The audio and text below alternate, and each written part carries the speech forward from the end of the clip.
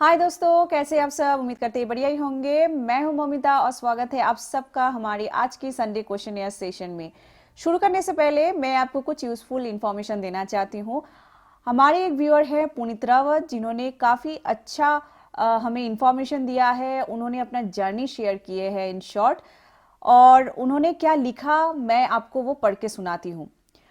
पुनीत रावत लिख रहे हैं, thank you the for again you create very useful video for us. Because of you I started selling on Amazon with only 20,000 budget, and within 12 daily I earn approx 4,000 to 6,000 margin from my product. Thank you again Dee, you are doing great work. Thank you so much Puneet for your kind words. और आप just ये गौर कीजिए, इन्होंने अपना experience share किया, 20,000 rupees से अपना business start किए हैं, और विद इन 12 डेज के अंदर, मतलब 12 डेज के अंदर ही इन्होंने 4,000 से लेके 6,000 के बीच में प्रॉफिट कमा रहे हैं डेली। ठीक है, तो जो लोग डिमोटिवेट हो जाते हैं, जो लोग आके हमें पूछते रहते हैं कि हमें सेल नहीं आ रहा, हम और क्या कर सकते हैं, ऑनलाइन सेलिंग बेकार है वगैरह वगैरह, तो आप यहाँ पे देखिए, आपको ये समझना है कि आपने क्या गलती किया कि आपका सेल नहीं आ रहा है, और आप कैसे उसे इम्प्रूव करके, कैसे बेहतर करके आप अपना फिर से प्रोडक्ट चूज करके अपना सेलिंग स्टार्ट कर सकते हैं।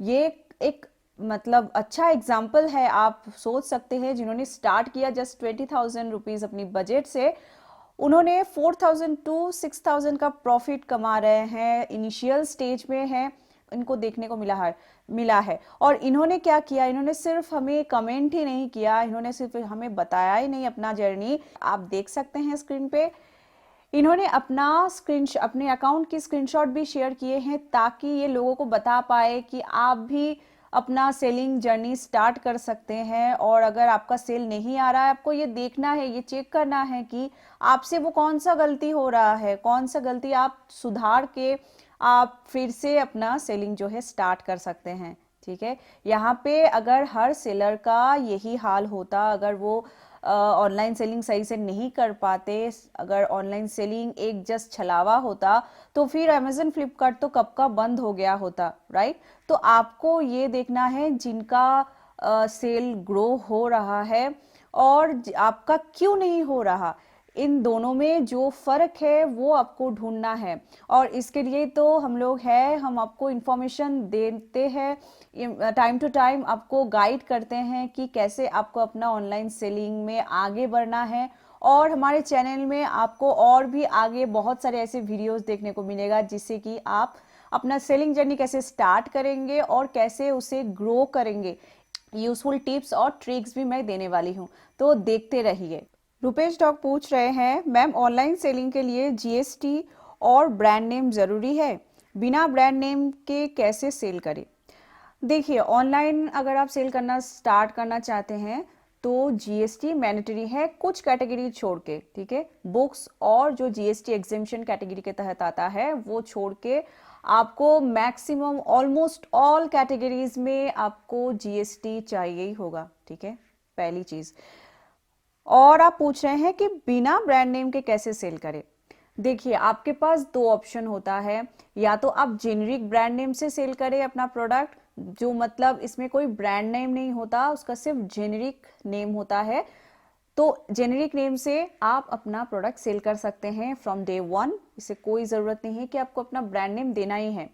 लेकिन लॉन्ग टर्म सस्टेन करने के लिए, अपनी बिजनेस को बिल्ड करने के लिए ऑनलाइन में आपको अपना ब्रांड नेम एक तो रखना ही पड़ेगा। ठीक है, अपना ब्रांड नेम पे आप सेल करेंगे, थोड़ा बहुत आपको ब्रांड डॉक्यूमेंट्स वगैरह, ब्रांड की इमेज वगैरह ये आपको लेना पड़ेगा, जीटीआईएन एग्जेम्पशन लेके ये सब सबमिट करना पड़ता है अमेजन पे। लेकिन आप अगर शुरू से ये थोड़ा बहुत एक्सरसाइज अगर कर लेंगे तो आप लॉन्ग टर्म में सस्टेन कर सकते हैं। ठीक है, और जेनरिक ब्रांड नेम से क्या होगा ना, आपका जो आप जो सेल करते हो ना, वो सिर्फ सेल करते आप रह जाओगे बस कुछ महीने के लिए। फिर उसके बाद ना आपको कस्टमर तक आपके ब्रांड नेम को आप पहुंचाएंगे कैसे। ठीक है, कस्टमर आपसे जो खरीद रहे हैं, आपको जो रिव्यू दे रहे हैं, वो किस बेसिस पे होगा। ठीक है, तो इसलिए ब्रांड नेम का होना बहुत ज़रूरी होता है। ताकि आप अपना बिजनेस जो है बहुत आगे आप लेके जा सकते हैं। ठीक है, आपको तो एक दिन का तो ये काम नहीं है, आपको अपना बिजनेस को बिल्ड करना है। तो सबसे बढ़िया होता है कि आप जेनेरिक नाम से नहीं, अपना प्राइवेट लेवल ब्रांड या अपने कोई भी एक ब्रांड नेम से जीटीएन एग्जामिशन लेके अपना सेलिंग स्टार्ट करें। उम्मीद करते हैं कि आप समझ गए होंगे कि जेनेरिक क्यों उतना अच्छा नहीं होता और ब्रांड नेम क्यों जरूरी है।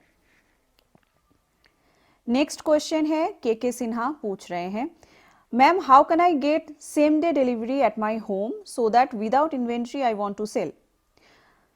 देखिए, सेम डे डिलीवरी मतलब कि आप सप्लायर से सेम डे डिलीवरी अगर चाहते हैं तो इसके लिए तो मुझे नहीं लगता कि सेम डे आपका मतलब, ये भी अगेन डिपेंड करता है कि आप कितने प्रोडक्ट क्वांटिटी आप ले रहे हैं अपने सप्लायर से कि सेम डे डिलीवरी आपको मिल जाएगा।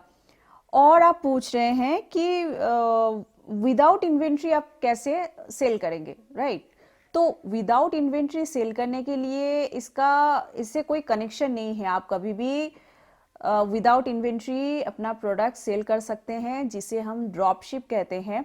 और सेम डे डिलीवरी आपको नहीं चाहिए। ठीक है, ड्रॉप शिप में क्या होता है, आपका जब आप सिर्फ ऑर्डर लेके आते हो, ठीक है, आपका इन्वेंट्री आपके पास नहीं रहता, आप ऑर्डर लेके आते हो और वही ऑर्डर आपके बिहाफ फुलफिल करते हैं सप्लायर। ठीक है, तो सप्लायर आपके घर में प्रोडक्ट नहीं भेजते हैं, वो डायरेक्टली कस्टमर को भेजते हैं अपना प्रोडक्ट। ठीक है, इसे ड्रॉप शिप कहते हैं।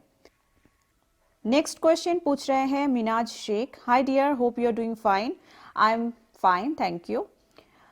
Your videos are very helpful. I'm planning to start new e-commerce business in different categories like imitation jewelry, clothing, clothes selling, home and kitchen, furniture, etc. Some of my family members are already into clothes selling and furniture business, but not into professional level. So I'm planning to combine all business into one name and one GST registration. So can you please guide me for the same? आप एक GST में सारे categories को include कर सकते हैं। ठीक है, और ब्रांड नेम भी आप पर्टिकुलर एक कैटेगरी के मतलब एक ब्रांड नेम चूज करके सारे कैटेगरीज को इंक्लूड कर सकते हैं। लेकिन यहाँ पे एक बात है, क्योंकि आप बोल रहे हैं कि क्लोथिंग भी है, फिर आपका इमिटेशन ज्वेलरी भी है और फर्नीचर भी है, तो इन तीनों में मुझे नहीं लगता कि एक ही ब्रांड के अंतर्गत हर कैटेगरी को होना चाहिए। लेकिन अगर आपको लगे कि इनिशियल स्टेज पे इतने सारे ब्रांड को मैनेज करना पॉसिबल नहीं होगा, तो फिर आप एक कैटेगरी मतलब एक ब्रांड नेम से आप स्टार्ट करें सारे कैटेगरी के लिए। ठीक है, फिर आप लेटर भी चेंज कर सकते हैं, लेकिन ये अच्छा होगा, बढ़िया होगा अगर आप हर एक अलग अलग कैटेगरी के लिए अलग अलग ब्रांड रखें।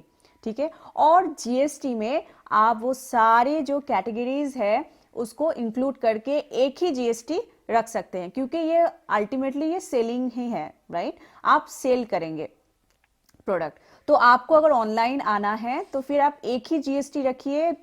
बहुत सारे कैटेगरीज के लिए अलग अलग जीएसटी रखने की कोई जरूरत नहीं है, क्योंकि उसके लिए फिर आपको अलग अलग बिजनेस नेम भी डालना होगा। ठीक है, तो आप एक ही जीएसटी एक ही बिजनेस नेम पे रखिए और हर जो कैटेगरीज पे आप सेल करना चाहते हैं वो कैटेगरीज जीएसटी में इंक्लूड होना चाहिए। नेक्स्ट क्वेश्चन है, नेहा पूछ रहे हैं, is trademark compulsory to register brand name on Amazon? Yes, it is compulsory. आपको अपना brand name registry, brand registry कहते हैं इसे, अगर आप ब्रांड रजिस्ट्री करना चाहते हैं अमेजन पे तो फिर आपको अपना रजिस्टर्ड ट्रेडमार्क सर्टिफिकेट देना पड़ता है। ठीक है, और ट्रेडमार्क सिर्फ एप्लीकेशन से आपको यहाँ पे काम नहीं चलेगा, आपको 1 ईयर के करीब ये लगता है ट्रेडमार्क सर्टिफिकेट आने के लिए। और ट्रेडमार्क सर्टिफिकेट जब आपके पास आएगा तभी जाके आप अमेजन पे ब्रांड रजिस्ट्री कर सकते हैं। इसे कोई फर्क नहीं पड़ता ट्रेडमार्क अप्लाई आप आज किए हैं या 2-3 महीना पहले किए हैं, आपके पास सिर्फ एप्लीकेशन है, इससे काम नहीं बनेगा। आपका जब सर्टिफिकेट आ जाएगा, ब्रांड रजिस्टर्ड हो गया है आपके ट्रेडमार्क के तहत, वो जो भी क्लास आप सिलेक्ट किए हैं, फिर आपको अमेजन पे वो सबमिट करना पड़ता है और फिर जाके आपका ब्रांड रजिस्ट्री कंप्लीट होता है, मतलब ब्रांड रजिस्ट्री के लिए आप अप्लाई कर सकते हो। नेक्स्ट क्वेश्चन पूछ रहे हैं Ved Manje, what about setting up photography setup in house, cause outsourcing is now being costly, so if you buy equipments and set it in house, what's your thoughts on this? आप कर सकते हैं, आप अपने घर से अगर घर पे अगर स्टूडियो बना के इक्विपमेंट्स डाल के अगर आप अपना फोटोग्राफी करना चाहते हैं तो कर सकते हैं। लेकिन इसमें ध्यान देने वाली बात है कि आप किस कैटेगरी पे अपना प्रोडक्ट सेल करना चाहते हैं, किस कैटेगरी पे आप फोटोग्राफी करना चाहते हैं। ठीक है, अगर स्मॉल आइटम्स है तो इसके लिए कोई दिक्कत नहीं होता, क्योंकि आपको टेबल टॉप फोटोशूट करना पड़ता है, तो इसमें काफ़ी आसानी से आप कुछ इक्विपमेंट्स के जरिए आप फोटोग्राफी कर सकते हैं। लेकिन अगर साड़ीज या कुर्तीज या फर्नीचर्स वगैरह हैं तो थोड़ा सा मुश्किल होगा, क्योंकि इसमें स्पेस भी चाहिए होता है और कुछ कैटेगरीज में मॉडल का भी ज़रूरत आपको पड़ता ही है। इनर वेयर अगर हो गया सपोज, तो इसमें तो आपको मॉडल की ज़रूरत पड़ता ही है। लेकिन अगर आप स्मॉल आइटम्स का फोटोग्राफी करना चाहते हैं तो ये काफ़ी यूज़फुल होगा आपके लिए, कोई दिक्कत ही नहीं है आपको इसे आउटसोर्स करने के लिए। आपके पास बस एक, जैसे मैंने दिखाया, इनफैक्ट मेरे पास मैंने एक लास्ट वीडियो एक अपलोड भी किया था कि कैसे आप घर पे बैठे ही आप कैसे अपना फोटोग्राफी कर सकते हैं अपने प्रोडक्ट के लिए। आपके पास डीएसएलआर हो चाहे मोबाइल फ़ोन हो, अच्छी क्वालिटी का कैमरा होना चाहिए मोबाइल फ़ोन पे, तो आप इजीली अपने घर बैठे ही फोटोग्राफी कर सकते हैं। ठीक है, तो मेन बात यह है कुल मिला के कि छोटा आइटम्स अगर है, स्मॉल आइटम्स में अगर आप अपना प्रोडक्ट फोटोग्राफी करना चाहते हैं तो फिर आप इजीली अपने घर पे स्टूडियो सेटअप करके कर सकते हैं।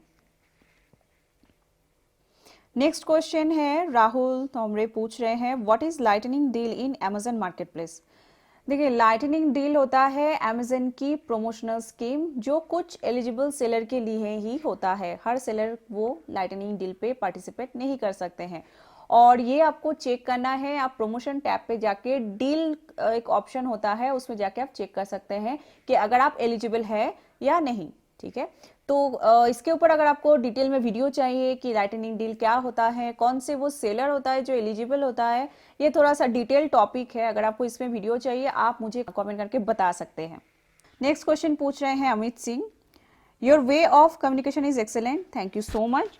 आई am from Lucknow ma'am, my questions are, first question है, should I start with online selling only for garments and bags, और I should start with my offline store along with online and possible wholesale, I have a prime commercial place. तो देखिए, अगर आपके पास already commercial place है तो आप offline भी start कर सकते हैं। लेकिन यहाँ पे ध्यान देने वाली बात यह है कि ऑनलाइन सेलिंग अगर स्टार्ट करना चाहते हैं तो इनिशियल स्टेज पे आपको बहुत फोकस रहना पड़ेगा। तो क्या आप कर पाएंगे ऑनलाइन में ऑनलाइन सेलिंग भी और साथ में ऑफलाइन भी, क्योंकि दोनों को ही आपको देखना पड़ता है। हाँ, अगर आपको मैनेज करने के लिए आपके पास ऑलरेडी एम्प्लॉय है या फिर आपके रिलेटिव्स या फैमिली मेंबर कोई देख रेख कर सकता है कोई एक बिजनेस, तो फिर आप ऑनलाइन और ऑफलाइन दोनों ही स्टार्ट कर सकते हैं। ठीक है, आपके पास कमर्शियल प्लेस है तो अच्छा है, तो आप ऑफलाइन सेलिंग स्टार्ट कर सकते हैं, लेकिन वहाँ पे एक बंदा को आप रख दीजिए ताकि कोई दिक्कत ना हो। क्योंकि आपको ऑनलाइन सेलिंग अगर आप स्टार्ट कर रहे हैं तो आपको फोकस तो आपका रहना ही पड़ेगा। अगर आप नहीं रहेंगे तो फिर ऑनलाइन सेलिंग आप कैसे, बहुत सारी ऐसी चीज़ें होता है जो आपको देखना पड़ता है, तो आप ऑनलाइन सेलिंग में सक्सेसफुल नहीं बन सकते हैं। ठीक है, तो आपको ये दोनों ही ध्यान देना है। अगेन, ऑफलाइन भी अगर आप कर रहे हैं तो उसमें भी आपको अलग से ध्यान देना पड़ता है। आपको कैसे मार्केट करेंगे, कैसे लोगों तक पहुंचेंगे, फिर विजिटर आएंगे तो उसको भी आपको टेक केयर करना पड़ता है। ठीक है, तो ये सारी चीज़ क्या आप अकेले कर पाएंगे, आप खुद से ही पूछिए। अगर कर सकते हैं तो ठीक है, लेकिन मुझे लगता है कि दोनों चीज़ एक साथ अगर आप करेंगे तो उसके लिए आपको हेल्पिंग हैंड चाहिए। आपके खुद के अकेले पॉसिबल इतना सारा काम नहीं होता, क्योंकि ऑनलाइन में आपको बहुत सारे ऐसे चीज़ें ध्यान देना पड़ता है। ठीक है, सेकेंड क्वेश्चन है, main problem I found is that in online selling any product may become hot seller, and if I am sourcing the products from Surat, Delhi, Mumbai, then how can I manage large order if it comes so quickly.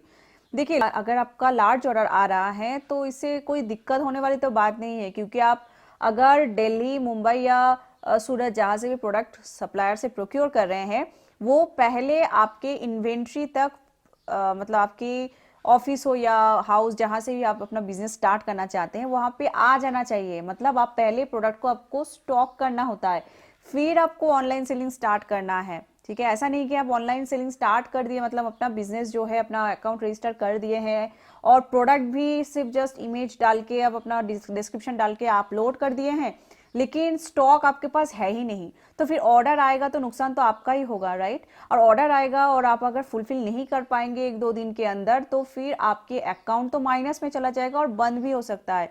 तो इतने सारे आपको चीज़ें जो है वो ख्याल रखना है, आपको पहले स्टॉक करना है प्रोडक्ट को, फिर आप अपनी प्रोडक्ट को लिस्ट करें मार्केट प्लेसेस में, फिर अपना सेलिंग स्टार्ट कर सकते हैं। ठीक है, उम्मीद करते हैं कि आपका ये सवाल क्लियर हो गया होगा कि आप लार्ज क्वांटिटी का ऑर्डर्स अगर आपको चाहिए तो स्टॉक भी आपके पास पहले रेडी होना चाहिए। स्टॉक पहले रेडी करिए अपने ऑफिस या अपनी होम, जहां से भी आप स्टार्ट करना चाहते हैं अपना ऑनलाइन सेलिंग बिजनेस, वहां पे प्रोडक्ट को पहले स्टॉक करें, फिर स्टार्ट करें सेलिंग। थर्ड क्वेश्चन है, from where can I find a developer who can develop my e commerce website also web page on Amazon and Flipkart. देखिए यहाँ पे दो चीजें हैं। ठीक है, पहली चीज है कि आप डेवलपर ढूंढ रहे हैं तो आप गूगल में जाके सर्च करें अपनी एरिया की लोकेशन वाइज आसपास में कौन सी डेवलपमेंट कंपनी है, आपको गूगल से ही पता चल जाएगा। ठीक है, और दूसरी चीज ये है कि आप खुद से भी अपना ई कॉमर्स वेबसाइट जो है वो क्रिएट कर सकते हैं। हमारे चैनल पे भी इसका सीरीज है, कैसे अपना ओन ई कॉमर्स वेबसाइट आप क्रिएट कर सकते हैं, स्टेप बाय स्टेप मैं वहाँ पे बताई हूँ। आप वो सीरीज भी चेक कर सकते हैं, मैं डिस्क्रिप्शन में इसका लिंक दे दूंगी। दूसरा क्वेश्चन है कि अमेजन पे आप कैसे वेब पेज बनाएंगे। देखिए इसमें डेवलपर का काम नहीं होता है। अमेजन पे जो वेब पेज जो होता है, जो पेज जो प्रोडक्ट का पेज जो होता है वो आपको खुद से ही करना है। ठीक है, या तो फिर आप कोई सर्विस कंपनी हायर कर सकते हैं, लेकिन करना आपको खुद से ही है। आप प्रोडक्ट अपलोड करना और प्रोडक्ट को कैसे आप सेल जनरेट करेंगे, कैंपेन कैसे क्रिएट करेंगे, ये बहुत सारी चीज़ें हैं जो आप अपनी आप हमारे चैनल पे चेक कर सकते हैं। और अपकमिंग वीडियोस में भी मैं आपको बताऊंगी कैसे प्रोडक्ट आप लिस्ट करेंगे, कैसे उसे आप प्रमोट भी करेंगे। ठीक है, तो आपका जो सारा जो डाउट है वो क्लियर हो जाएगा। नेक्स्ट क्वेश्चन पूछ रहे हैं, very important ma'am, I am a teacher who is unfortunately out of job at present, so sorry to hear that, but my sector of coaching industry comes under high salary category. If I work hard till March and then I join a job after lockdown is lifted in coaching industry or start my own coaching center, which I had done in past. Okay, very good. Will there be sufficient time left to manage online or offline shopping in weekend?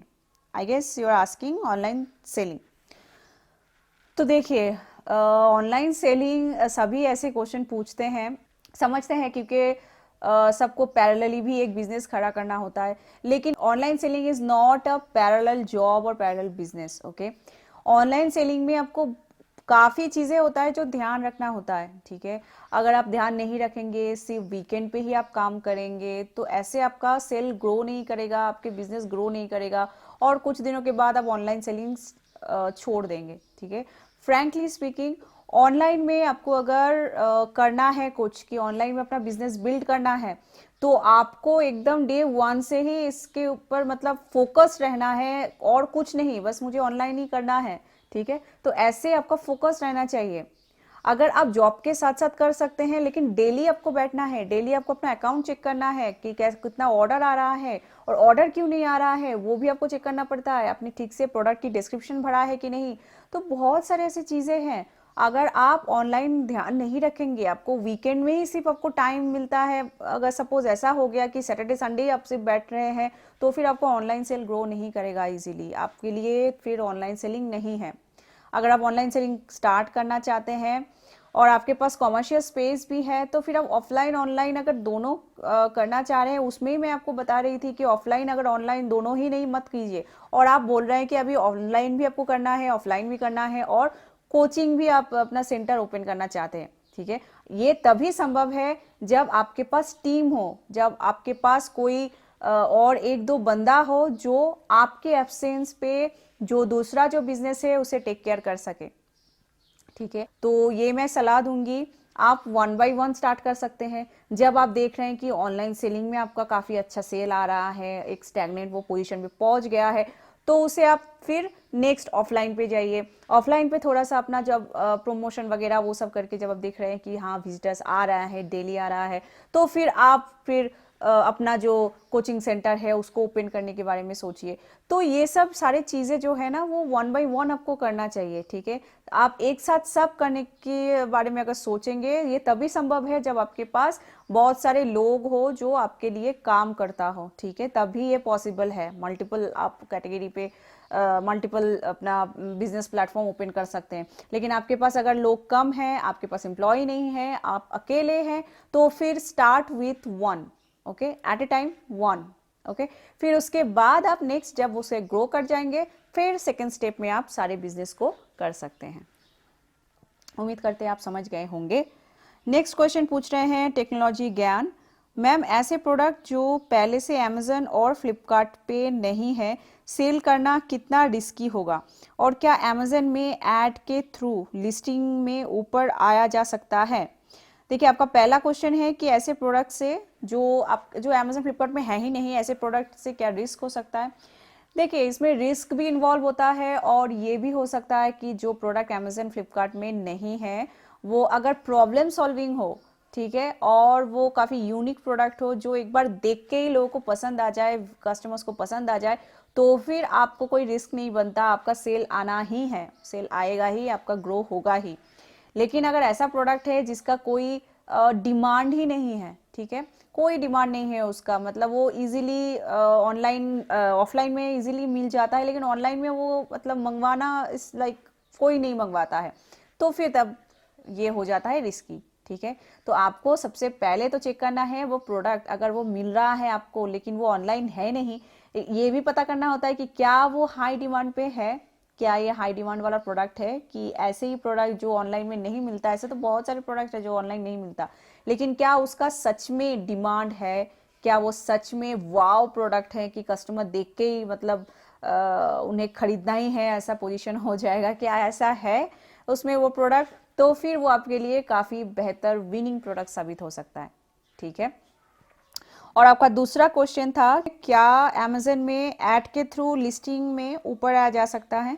देखिए, जब आप add campaign run करते हैं, जब sponsor add आप run करते हैं, तो लिस्टिंग के ऊपर सबके के ऊपर ही ये दिखाता है, लेकिन सिर्फ स्पॉन्सर ऐड रन करके आपकी लिस्टिंग में कोई सुधार नहीं आता जब तक ना आपकी प्रोडक्ट पे ऑर्डर और रिव्यू आए, ठीक है। जब तक ना आपके प्रोडक्ट पे रिव्यू आए, सेलर रेटिंग आए, तब तक एल्गोरिदम पुश नहीं करता है कोई भी प्रोडक्ट को, ठीक है। प्रोडक्ट अगर 0 रेटिंग 0 रिव्यू के साथ है तो मैक्सिमम टाइम उस लिस्टिंग में ज़्यादा आप इम्प्रूव नहीं कर सकते हैं। स्पॉन्सर ऐड हम लोग क्यों रन करते हैं? स्पॉन्सर ऐड रन करते हैं ताकि हमें ऑर्डर आए, ऑर्डर आएगा तभी तो रिव्यू आएगा, रिव्यू आएगा तभी वो पुश होगा और आगे वो उस लिस्टिंग को ऊपर लेके आएगा एल्गोरिदम, ठीक है। नेक्स्ट क्वेश्चन है तौफीक अली पूछ रहे हैं, मैडम मैं अभी अमेजन पे अकाउंट ओपन किया हूँ और 4 आइटम लिस्टिंग किया हूँ, बाई बॉक्स का ऑप्शन कब तक आएगा? 25 डेज तो हो गया है, अभी तक नहीं आया। देखिए, बाई बॉक्स ऑप्शन तभी आता है जब सेलर की एटलीस्ट 1 रेटिंग आ जाए, ठीक है। प्रोडक्ट पे रिव्यू और सेलर रेटिंग ये दोनों अलग अलग चीज़ें होता है, ठीक है। सेलर रेटिंग आपको एटलीस्ट 1 आना चाहिए, तभी आपका बाई बॉक्स का जो ऑप्शन जो है वो इनेबल हो जाता है, ठीक है। जब तक ना आपका सेलर रेटिंग आएगा तब तक आपका बाई बॉक्स इनेबल नहीं होगा। नेक्स्ट क्वेश्चन पूछ रहे हैं Mohammad Rafiq, good video ma'am, if I need to import items from China related to gym items, so I need to have a special approval in IEC code और the general IEC code will suffice. देखिए, अगर gym items आप बाहर से मंगवा रहे हैं तो जनरल आई से ही आपका काम हो जाएगा, इसके लिए अलग से आपको कुछ देने की ज़रूरत नहीं है। इन केस ऑफ इलेक्ट्रॉनिक्स आपको फिर BIS सर्टिफिकेट वगैरह शो करना होता है, अदरवाइज आप जो IEC आप लिए हैं उससे ही आपका काम हो जाएगा। नेक्स्ट क्वेश्चन पूछ रहे हैं अतुल कुमार, इनका क्वेश्चन है डू प्राइवेट लेवल to come under buy box concept? जी हाँ, प्राइवेट लेवल भी बाई बॉक्स के अंदर ही आता है, क्योंकि आपका जब तक, जैसे मैंने लास्ट कमेंट का भी रिप्लाई दिया, अगर आपका सेलर रेटिंग नहीं आएगा तो आपको बाई बॉक्स भी नहीं मिलता, सेलर रेटिंग आने के बाद ही बाई बॉक्स ओपन होता है, ठीक है। तो दोस्तों, यही था आज के क्वेश्चन एयर सेशन। अगर आपका कोई भी सवाल है जो मैं इंक्लूड नहीं कर पाई हूँ, वो आप ज़रूर मुझे बताइए कमेंट करके। और जो भी सवाल आप चाहते हैं कि हमारी नेक्स्ट क्वेश्चन सेशन में मैं इंक्लूड करूँ, तो वो भी आप मुझे ज़रूर बताइए। हर वीडियो पे आप कमेंट कर सकते हैं या इस वीडियो के कमेंट सेक्शन में आके भी आप अपना सवाल पूछ सकते हैं। और आप इंस्टाग्राम पे भी डीएम कर सकते हैं। और बस ये वीडियो यहाँ तक की। तो अगर आपको ये वीडियो पसंद आए तो लाइक करना मत भूलिएगा। अगर आप नए हैं हमारे चैनल पे तो सब्सक्राइब भी ज़रूर कीजिए। मिलते हैं अगले वीडियो में, तब तक के लिए आप सबका समय शुभ रहे।